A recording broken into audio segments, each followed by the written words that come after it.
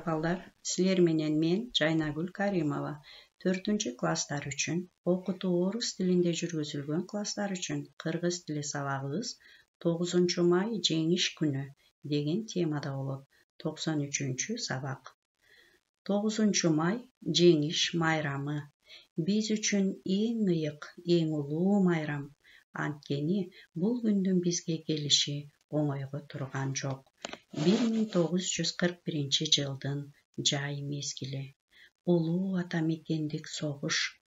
Бейгапар, бактылуу турмуштун кучагында күн өткөрүп жаткан Совет элинин башына алаамат тополоңдуу кайгы оту түштү.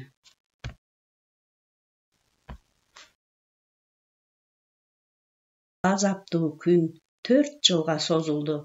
Ошол мезгил ичинде мекенин коргогон канчалаган уул кыздарыбыздан айрылдык. Канчалаган энелердин көз жашы төгүлдү да, канчалаган аталар кайгыга батты. Иштесе ишке тойбогон, күчкө толгон жигиттерин майданга узатып, ала тоо буркурап турду. Эли жери менен коштошуп, фронтко жөнөгөндөрдүн саны көбөйдү. Кыргызстандан 300 000 жоокер аттанды.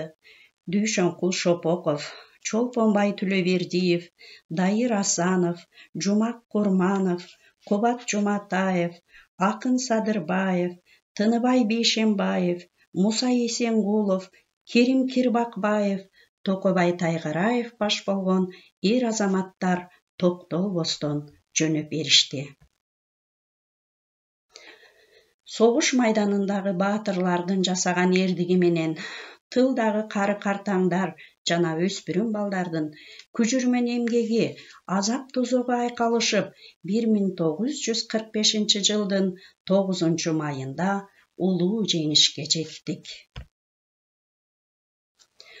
Жоокерлер урушта эрдик көрсөтүшсө, тылдагы элдин баатырдыгы да андан кем калбай, болгон күч аракетин фронт үчүн, жеңиш үчүн арнап турушту.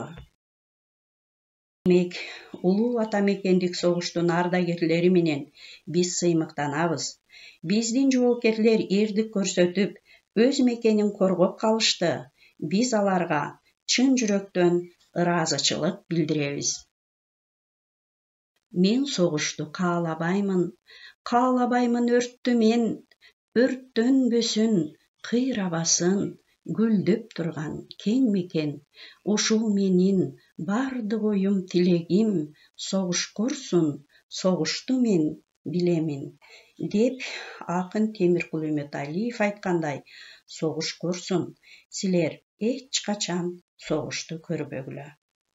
Мынакей балдар, китебибиздеги 149 беттеги 9 май жеңиш күнү деген текстти бир аз кеңейтип мен силерге окуп бердим.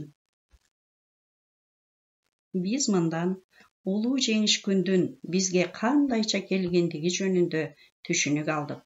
Ушул учурдан пайдаланып, мен силерге макалдарды айтам. Силер маанисин түшүнө аласыңар деп ойлойм. Баатыр туулса, эл ырысы, жамгыр жааса, жер ырысы. Баатыр бир өлөт, коркок миң өлөт. Эр жигит эл четинде, жоо бетинде. Эрдик бар жерде жеңиш бар.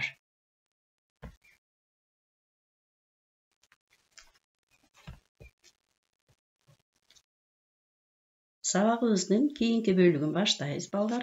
149 беттеги 4-көнүгүдө текстеги белгиленген сүйлөмдөрдү бөлүп жазып алдык. Андан биз сөз айкаштарына көңүл бурабыз. Анда сүйлөмдөрдү окуп алабыз. 9 май жеңиш күнү. Бул сүйлөмдөгү сөз айкашыбыз 9 май. Ал 4 жылга созулду. Сөз айкашыбыз 4 жыл. 1945 жылдын 9 майында жеңишке жеттик. Бул сүйлөмдөгү сөз айкаштарыбыз 1945 жыл 9 май. Сүйлөмдөгү сөз айкаштарын өзүнчө бөлүп алдык. 9. Kançançı деген суроого жооп берип, сан атооштон түзүлдү. Май эмне деген суроого жооп берип, зат атооштон түзүлдү. 4. Канча деген суроого жооп берип, сан атооштон түзүлдү. Жыл эмне деген суроого жооп берип, зат атооштон түзүлдү. Бул сөз айкаштары сан жана зат атооштордун өз ара айкалышынан түзүлдү. Демек, сөз айкашы деп толук маани берген эки же андан көп сөздөрдүн айкалышынан түзүлгөн сөздөрдү айтабыз. Үйгө тапшырма, балдар, китебибиздин 149 бетиндеги үлгүнү пайдаланып, чоң аталарыбызга куттуктоо жазабыз. Аталардын зор эмгегин, мекенин коргоо үчүн жасаган эрдигин дайыма эскеребиз. Аларды унутууга акыбыз жок. Эч ким эч качан унутулбайт. Саламатта калгыла балдар.